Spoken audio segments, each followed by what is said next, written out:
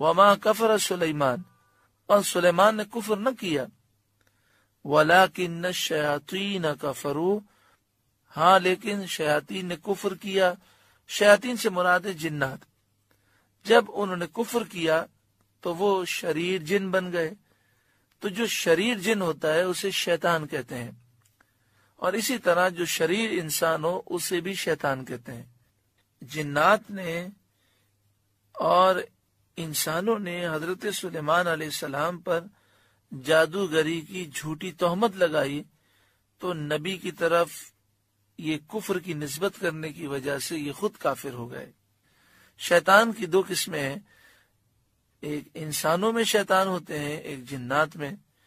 تو جو بھی گمراہ ہے، کافر ہے، یہودی ہے، عیسائی ہے، چاہے وہ انسان ہو چاہے جن ہے، جو لوگوں کو گمراہ کرتا ہے وہ سارے کے سارے شیاطین ہیں۔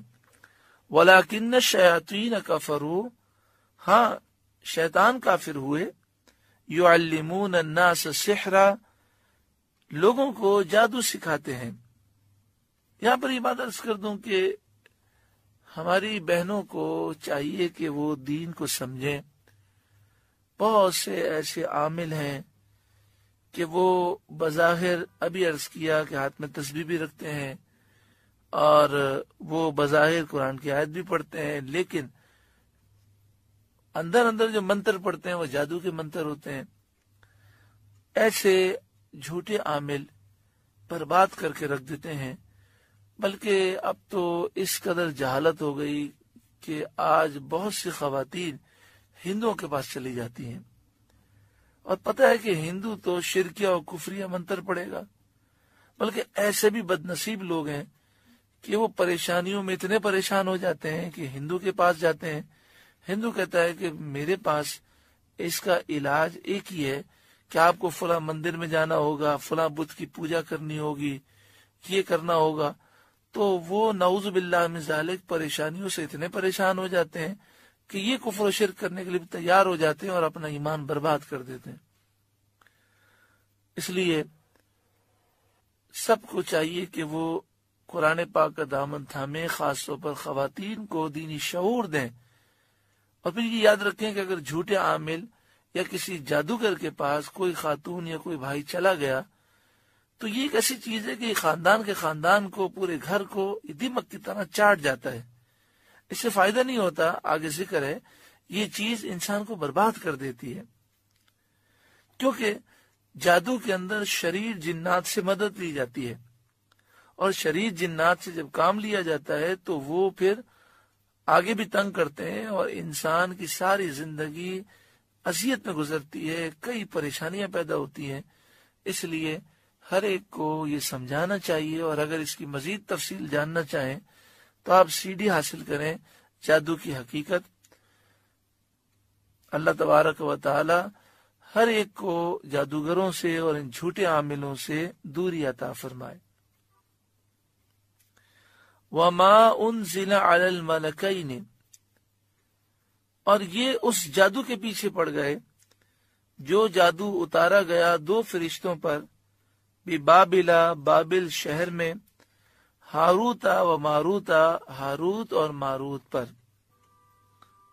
ہاروت اور ماروت کے متعلق کافی تفصیلات ہیں۔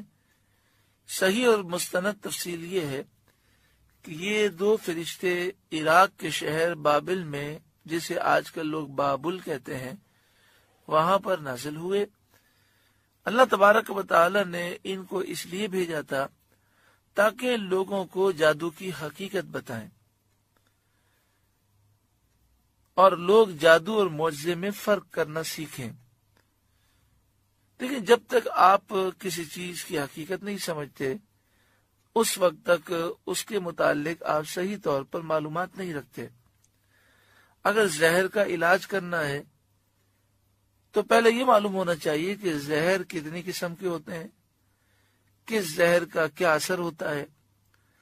تو اگر کسی کو زہر دے دیا گیا تو وہ طبیب کو معلوم ہونا چاہیے کہ اس پر یہ اثرات ہیں، لہذا اسے فلاں زہر دیا گیا ہے اور اس کا یہ علاج ہوگا۔